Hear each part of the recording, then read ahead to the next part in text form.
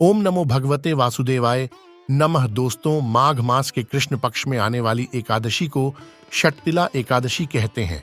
दोस्तों, षटतिला एकादशी के दिन मनुष्य को भगवान विष्णु के निमित्त व्रत रखना चाहिए। व्रत करने वाले भक्तों को गंध पुष्प धूप दीप तांबूल सहित विष्णु भगवान का पूजन करना चाहिए। दोस्तों, इस एकादशी के दिन तिलों का 6 प्रकार से प्रयोग किया जाता है। पहला तिल स्नान, दूसरा तिल का उबटन, तीसरा तिल से हवन, चौथा तिल का तर्पण, पांचवा तिल का भोजन और छठा तिलों का दान। ये तिल के 6 प्रकार हैं। इन तिल का प्रयोग करने के कारण ही यह एकादशी षटतिला एकादशी कही जाती है। इस व्रत को करने से अनेकों प्रकार के पाप नष्ट हो जाते हैं और ऐसे भक्तों को अंत में बैकुंठ धाम की प्राप्ति होती है। षटतिला एकादशी का व्रत घर में सुख शांति देने वाला माना गया है। आज के दिन यदि संभव हो तो उपवास करके तिलों का दान अवश्य करें। एकादशी के दिन व्रत रखकर द्वादशी तिथि को शुभ मुहूर्त में व्रत का पारण करने से ही व्रत का पूर्ण फल प्राप्त होता है। द्वादशी तिथि के दिन तिलों का अन्न, धन, वस्त्र और फल साग सब्जी का दान करना शुभ फलदायी रहता है।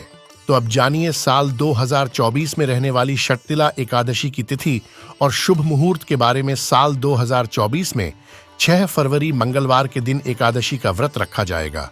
एकादशी तिथि प्रारंभ होगी 5 फरवरी सोमवार की शाम 5:26 से और समाप्त होगी 6 फरवरी मंगलवार की शाम 4:07 पर। सोमवार के दिन दशमी तिथि के नियमों का पालन किया जाएगा और उदया तिथि के अनुसार 6 फरवरी मंगलवार को केवल एक दिन ही एकादशी का व्रत रखा जाएगा।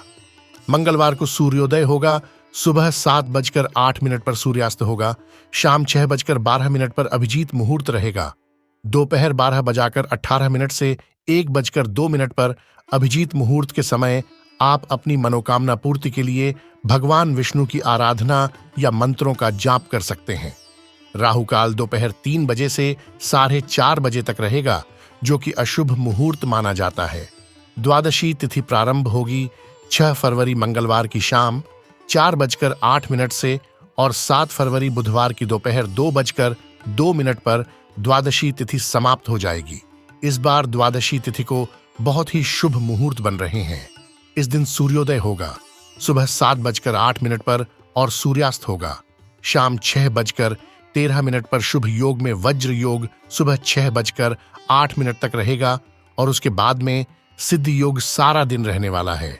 इस तरह से सिद्ध योग में यदि आप पूजा करते हैं, तिलों का दान या तिल से हवन करते हैं, निर्धन जरूरतमंद लोगों को कुछ ना कुछ दान की सामग्री देते हैं, तो उसका कई गुना पुण्य आपको प्राप्त होगा और आपकी मनोकामना भी अवश्य ही पूर्ण होगी। इस दिन राहु काल दोपहर 12 बजे से 1:30 बजे तक रहेगा।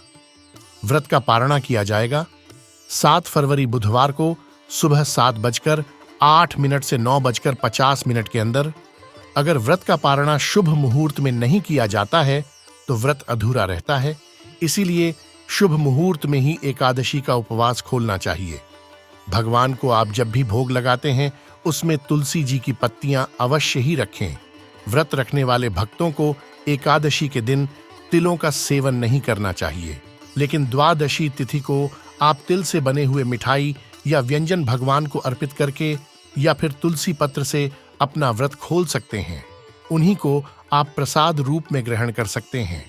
इस बार क्योंकि द्वादशी तिथि जिस दिन है, जिस दिन एकादशी व्रत का पारणा किया जाएगा, बुधवार को उसी दिन प्रदोष व्रत भी रखा जाएगा। ऐसे में जो भक्त एकादशी के साथ साथ प्रदोष व्रत भी रखते हैं, उन्हें बुधवार को सुबह व्रत खोलते समय केवल फलों का ही सेवन करना चाहिए, नमक का सेवन नहीं करना चाहिए।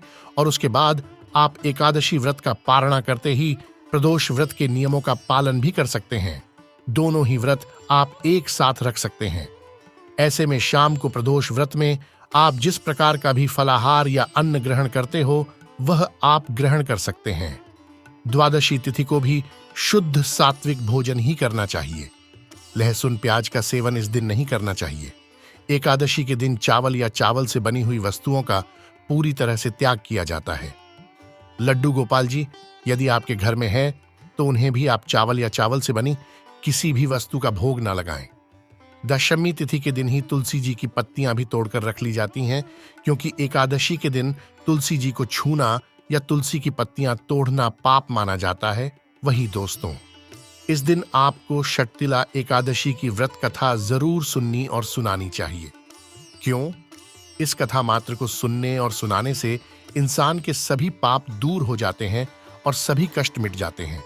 एक समय नारद जी ने भगवान श्री विष्णु से यही प्रश्न किया था और भगवान ने जो षटतिला एकादशी का महात्म्य नारद जी से कहा, सो मैं तुमसे कहता हूं, भगवान ने नारद जी से कहा कि हे नारद, मैं तुमसे सत्य घटना कहता हूं।